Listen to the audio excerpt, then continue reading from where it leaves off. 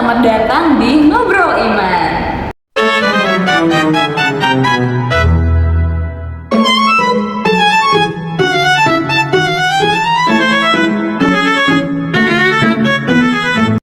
Di siang hari yang cerah ini, kita akan ngobrol-ngobrol singkat nih teman-teman mengenai bagaimana umat gereja dalam lingkungan. Tentunya tidak Ella sendiri, kita ada narasumber yang sangat inspiratif yaitu Bunda Melva. Halo Bunda Melva. Oke, apa kabar Bunda Melva? Puji syukur, sehat. Puji banget. Oke. Kita akan membahas tentang umat gereja dalam lingkungan nih Bun. Oke, sebelumnya boleh diperkenalkan dulu Bunda dari paroki mana, lalu sebagai apa di lingkungannya, boleh Bun? Oke, siap.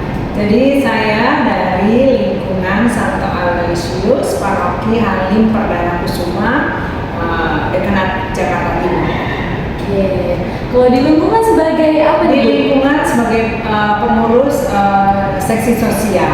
Seksi sosial Langsung berhubungan langsung dengan umat lingkungan. Keren banget, pas banget ya narasumber kita yang memang langsung turun banget ke lingkungannya. Oke, kali ini Ella kan mau wawancara nih Bun.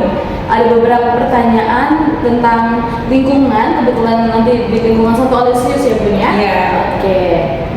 Untuk pertanyaan pertama Bun, bagaimana situasi lingkungan Santo Aloysius ini Bun? Dari mengenai jumlah, lalu kehidupan ekonomi, dan lain sebagainya. Boleh diceritakan ya Bunda? Baik. Lingkungan Aloysius itu berjumlah kurang lebih 34 kakak, ya, dengan status ekonominya itu menengah karena rata-rata umatnya itu karyawan swasta dan terutama berprofesi sebagai satpam di perusahaan. Wah, Begitu. itu ya. Dan didominasi oleh suku Flores. Flores ya. Iya. Baik.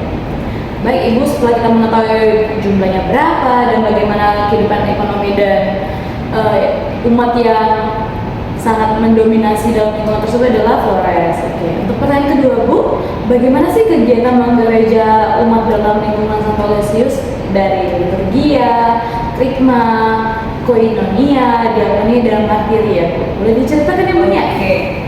Untuk umat itu cukup terlibat aktif di lingkungan ya, apalagi umat Flores ya kan dari lahir sudah Katolik, sangat memahami ajaran-ajaran gereja.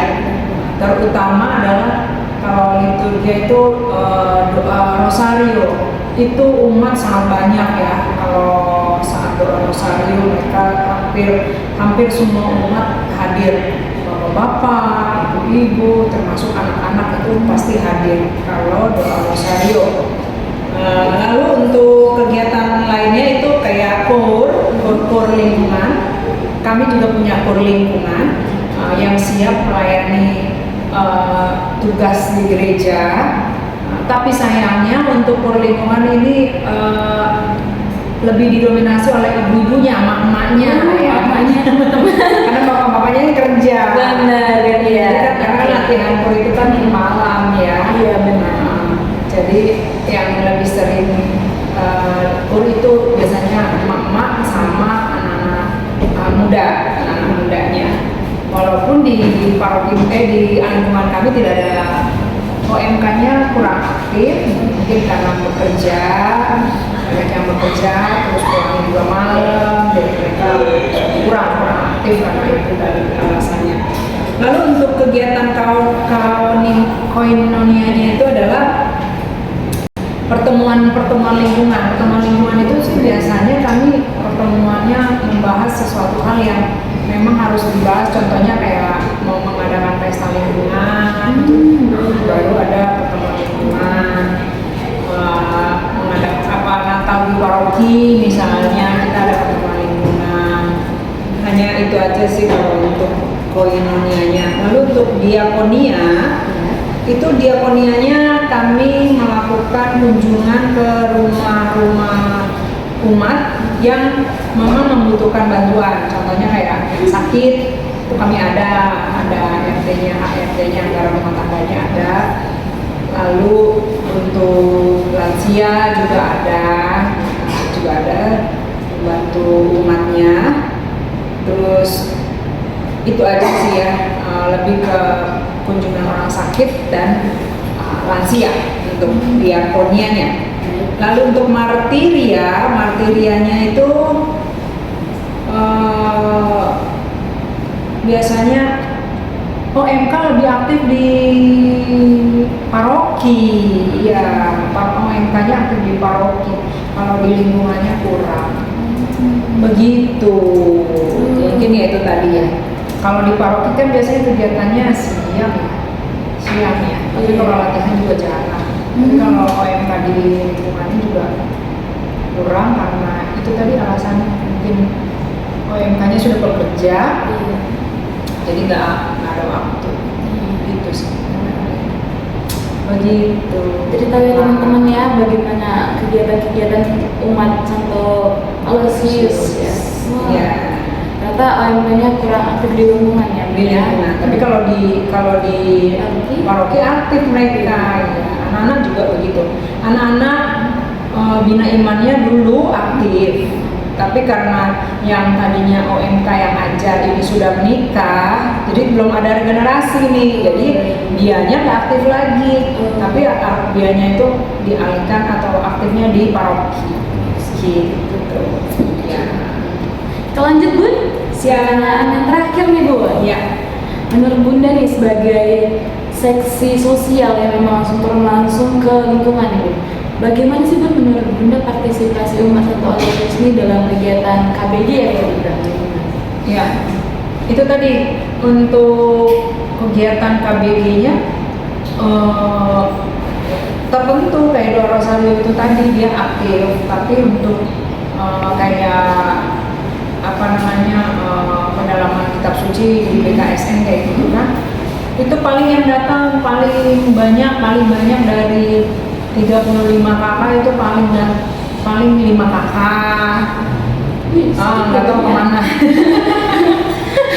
Yang lain pada begini kemana. Iya, jadi agak sulit juga ya belajar kitab suci, mungkin kurang tertarik ya. Kalau boleh mengutip istilah mereka tuh nggak mau terlalu suci katanya. Waduh, mana ini? Gitu ya kalau mau mengutip ya. Tapi ya itulah yang perlu menjadi PR adalah mengapa kegiatan itu tidak menarik buat mereka gitu. Tapi kalau untuk kegiatan Rosario mereka tuh banyak datang hadir. Lalu untuk pesta-pesta, contohnya pesta lingkungan, pesta nama itu ya, pesta nama lingkungan. Nah, lalu pesta Natal lingkungan itu banyak. Bisa itu 35 kakek hadir semua. Wow.